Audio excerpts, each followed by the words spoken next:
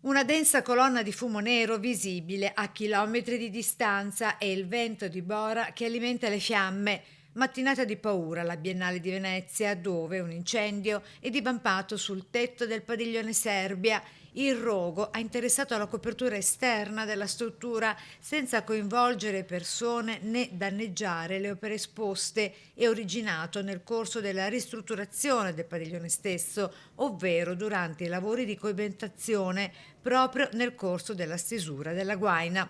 Ora è da capirne le ragioni. Non si esclude né un guasto tecnico, ma nemmeno l'errore umano, forse generato da un mozzicone di sigaretta. Le fiamme si sono riaccese più volte nel corso della mattinata, mentre il fumo ha oscurato il cielo sopra Venezia, attirando l'attenzione di residenti e visitatori. Ora sarà la perizia affidata ai vigili del fuoco a individuarne con esattezza le cause. Vero è che le raffiche di vento della mattinata hanno reso particolarmente complesse le operazioni di spegnimento, con i vigili del fuoco impegnati a lungo e supportati anche dai mezzi nautici della polizia locale.